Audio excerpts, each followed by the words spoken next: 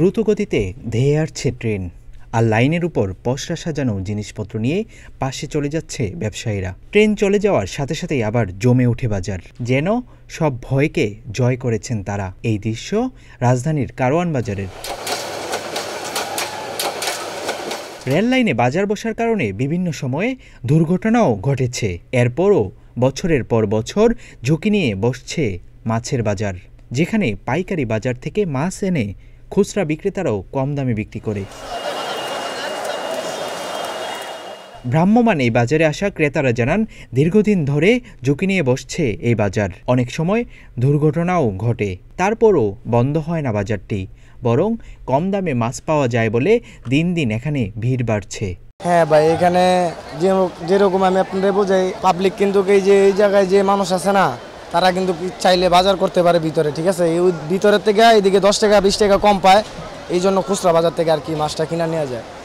বাজারে এইদিকে এই মাথা থেকে ওই মাথা পর্যন্ত আছে না, মনে হয় আলাদা ব্যবসায়িক আছে, তারা আবার এই জায়গাতে এক লগে পাইকারি রেটে কিনেন না, 20 টাকা 30 টাকা লাভে বেছে।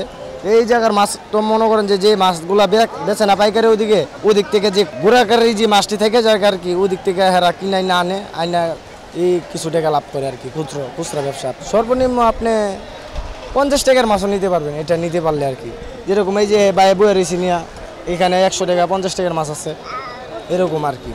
বাজার থেকে 10-20 টাকা কম আছে কেজিতে ভাই। 3 কেজি 300 গ্রাম আছে, সব দিচ্ছে 470 টাকা। যে এমনি অন্য বাজার থেকে কিনতে গেলে 200-250 টাকা লাগে, এই জায়গায় দেখা গেল 150 টাকা কেজি অপরে নেই। এটা পাইকারি বাজার, তো এই কারণে খুচরা বাজার তো খরচ লাগে বেশি, এই কারণে কিছু কম বেশি দামে বেচতে হয়। এনো টুকটাক মাছ খুচরা কিনা না দেশে 200 টাকা 300 টাকা 500 টাকা 700-1000 টাকার ভাঙ্গা বেশি, এরা টুকটাক ব্যবসা করে। ভোর থেকেই বিক্রেতাদের হাঁক ডাকে জমে বাজার। প্রতিদিন সকাল 7টা থেকে 10টা পর্যন্ত চলে বিকিকিনি। কারওয়ান বাজার রেল লাইন এলাকা ঘুরে দেখা গেছে, বিভিন্ন জায়গায় মাছের ডালি নিয়ে বসেন বিক্রেতারা। 10 মিনিট পর এ লাইনে ঢাকা রেলওয়ে স্টেশন থেকে ট্রেন ছেড়ে আসে। সামান্য ভুলেই ঘটতে পারে দুর্ঘটনা। বিক্রেতাদের কেউ বলছেন, যথেষ্ট নিরাপত্তা মেনেই তারা এখানে ব্যবসা করেন। ট্রেন আসার আগে সবাইকে সতর্ক করে দেওয়া হয়। অনেকেই আবার বলেন, তাদের বেশিরভাগই ক্ষুদ্র ব্যবসায়ী, জীবিকার তাগিদে ঝুঁকি মেনে নিয়েই এখানে দোকান করছেন। মানে আমার কাজ করা বেরোছে, ভয় লাগলো ভাই, মানে আমার এটা ব্যবসা করতেছি, করা লাগবো। যখন রেল আইসে তখন সাইড হলে চলে যায়, আবার রেল যাওয়ার পরে আবার ঠিক আছে। মাঝে মধ্যে অ্যাক্সিডেন্ট হয়, দাদা পারাপারের লিগাল একজন যাবে হাইবার পারে না, হঠাৎ করে অ্যাক্সিডেন্ট হওয়া যায়।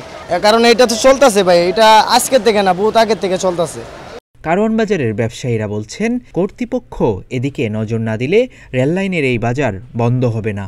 বছরের পর বছর এই রেল লাইনেই চলে আসছে ঝুঁকিপূর্ণ এই মাছ বাজার। রেল আসলে এখান থেকে মাছ বাজার একটু দূরে চলে যায় এবং রেল চলে যাওয়ার পরেই আবার রেল লাইনের উপরেই বসে পড়ে মাছ বাজার। এখানকার ব্যবসায়ীরা বলছেন, জীবনের ঝুঁকি থাকলেও জীবিকার তাগিদে এই রেলেই তাদের ব্যবসা। আবু বকর রায়হান, প্রতিদিনের বাংলাদেশ, ঢাকা।